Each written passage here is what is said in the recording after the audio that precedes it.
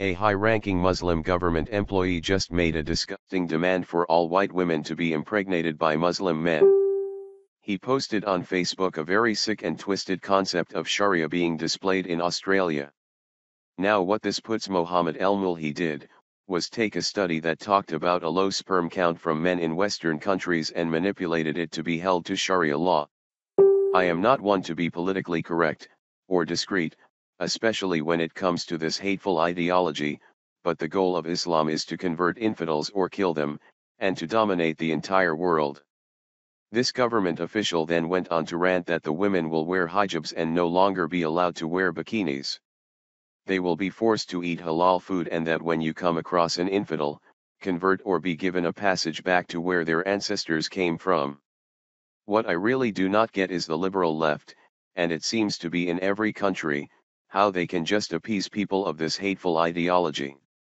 Another thing I don't get is why liberals and Democrats will claim that Republicans are warmongers when in actuality it has been the Muslims all along who have declared war on the Western way of life.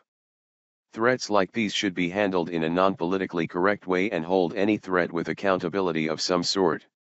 This is also what you call incitement, which is not meant to be confused with free speech. It should not be tolerated.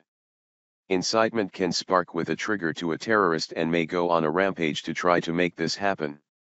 This official needs to be held accountable for his actions to show that this will not be tolerated. Sharia law is an ideology that promotes violence. If you don't believe me, see the Arab Muslim countries that are under Sharia law and see how bad and deadly it is. Via Daily Caller. Mohamed Elmoulhy, the head of Australia's Halal Certification Authority, publicly commented on Facebook to state that white Australian women need Muslim men to fertilize them and keep them surrounded by Muslim babies.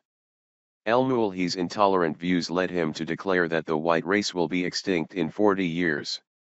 The certification chief, who immigrated to Australia in 1975 and became a citizen in 1981, made his comments in response to a study in Human Reproduction Update from Israeli researchers in Hebrew University, which revealed declining fertility rates among men in North America, Europe, Australia, and New Zealand. Based on 43,000 men, the scientists found that a high proportion of men in Western countries had sperm counts below the threshold for infertility.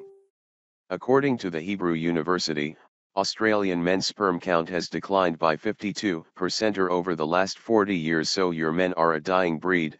Australian women need us to fertilize them and keep them surrounded by Muslim babies while beer swilling, cigarette smoking, drug injecting can only dream of what Muslim men are capable of, wrote Elmoulhy in a comment on Facebook that was first reported by the Daily Mail. If the country is left to the bigots, the white race will be extinct in another 40 years, he continued. Muslims have a duty to make your women happy because you are declining. Better go choose a plot for yourself at your local cemetery. If you can't afford it, commit suicide. It is a cheaper alternative for bigots. It will make mandatory for all women to wear hijab or burqa if they prefer. Bikinis will be displayed in museums but not on nubile bodies anymore, he continued. When that happens, everything in Australia will be halal certified. Bigots and pigs will be declared haram and must not be approached or touched. They can live together in reserves. There will be a halal butcher on every corner. All other butchers will be offered to convert to halal or given a passage back to where their ancestors came from. Elmoulhy's diatribe also included scathing remarks towards Australian politicians and called for the creation of religious police who will make sure all businesses are closed at the time of prayers. When questioned by news.com.au, Elmoulhy backpedaled on his comments to state that he created the post to stir the bigots. He has since deleted his inflammatory remarks following a backlash, and complained about bigots who are now using all manner of expletives and attacks possible, including promises of physical attacks, etc. I hope this article will help people wake up to the world around them. Islam is not the religion of peace. Until we recognize it for what it truly is, terrorism will continue. We need to act and fight for what's right. This cannot be tolerated. Sharia law is not compatible with any country that thrives on freedom.